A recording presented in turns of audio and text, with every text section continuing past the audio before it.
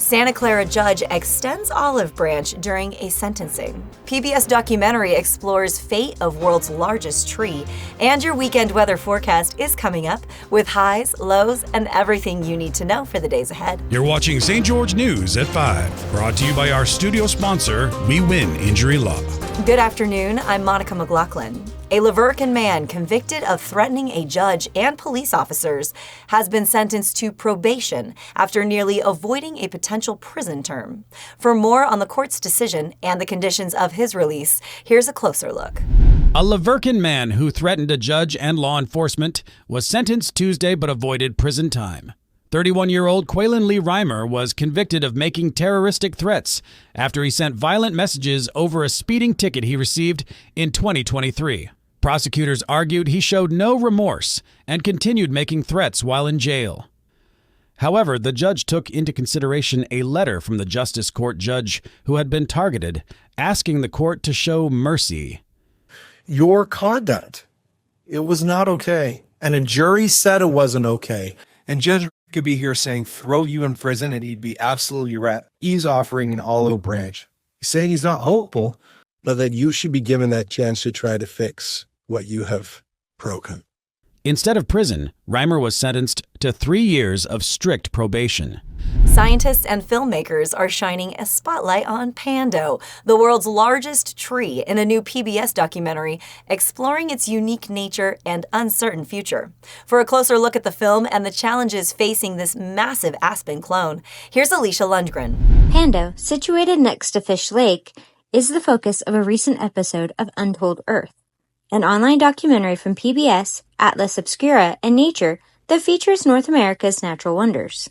The episode is centered on the quaking aspen's future and unique nature, as explained by Dr. Paul Rogers, an adjunct professor with Utah State University and the director of the Western Aspen Alliance. Pando is a giant aspen clone, first identified as a single organism in the late 1960s. And what a clone is it's genetically identical stems that are actually connected underground. Aspen systems reproduce clonally. That is, they have new sprouts coming up from the root system called juveniles or suckers or sprouts, and they are genetically identical to the parent. It's just that Pando has been very successful at that for a very long time. Rogers told St. George News that he hopes the documentary will encourage people to visit Pando, think about the issues it faces, and consider their connection to the tree and ecosystem at large. Thanks, Alicia. Let's take a look at your weekend weather forecast, brought to you by Casablanca Resort and Casino. Currently in St. George, we're seeing light showers and a temperature of 47 degrees. Tonight's low is expected to be around 37 degrees. Tomorrow, anticipate mostly sunny skies with a high near 59 and a low of 37. Sunday should bring a mix of sun and clouds, warming up to a high of 67 and a low of 47. In Mesquite, it's mostly cloudy and 51 degrees at the moment.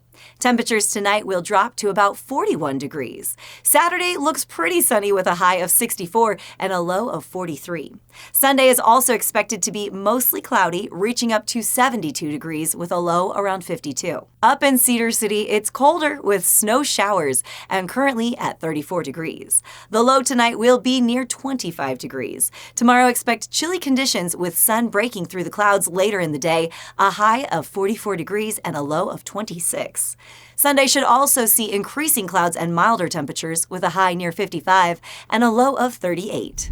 Switch Point Community Resource Center broke ground on a major expansion of The Point, its affordable housing location in St. George, adding 66 new apartments for those in need.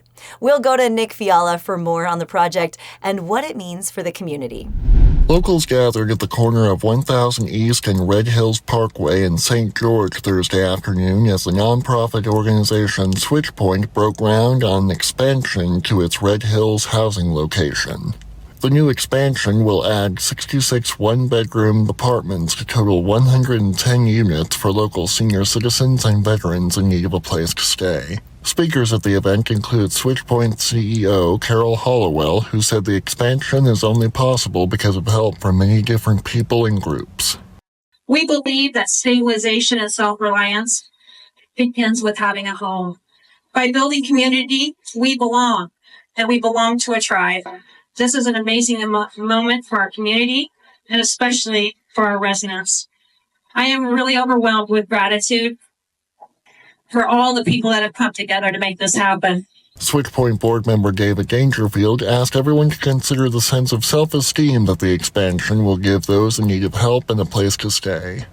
And as I think about the rain today and the 110 souls that will live here, I'm reminded of a quote from William Faulkner. William Faulkner said, "How often have I lain under raindrops falling on a strange roof?" Think about the souls who are going to be here and the strange roofs they've been under.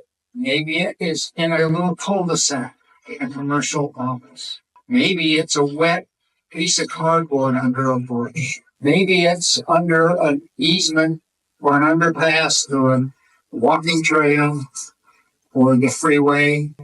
Maybe it's a strange roof, just a piece of blanket along the riverbank. That's the 110 souls. That's where they come from. Think about questions that you're asked. You haven't seen somebody for a long time, and they come up, they say, "Oh, how you doing, Doug? Where do you live?"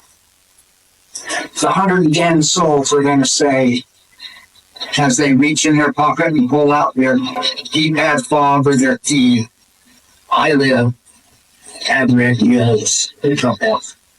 Well, thank you all for making those realities, moving from the strange roof to a being.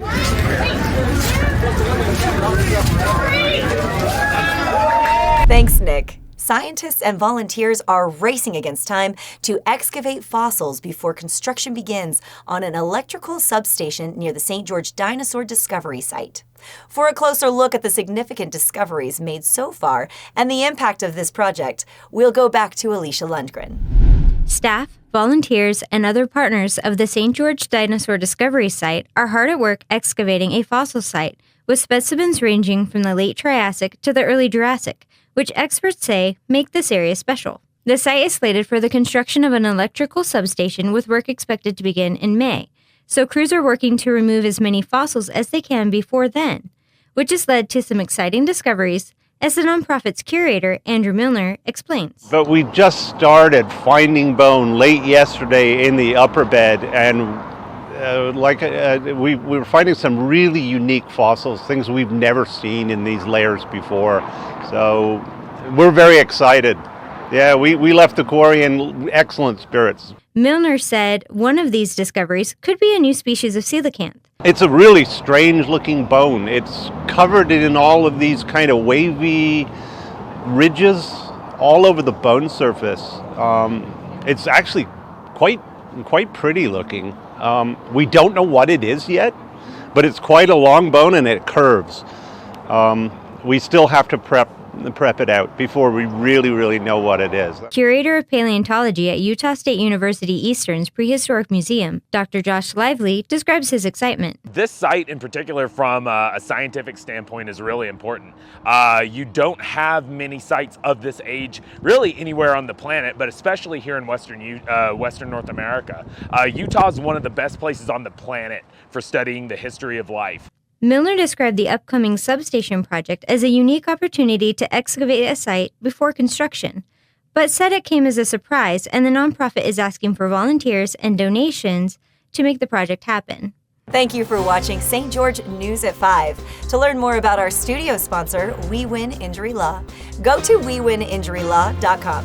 I'm Monica McLaughlin with St. George News, your #1 source for local news. This has been St. George News at 5, brought to you by We Win Injury Law.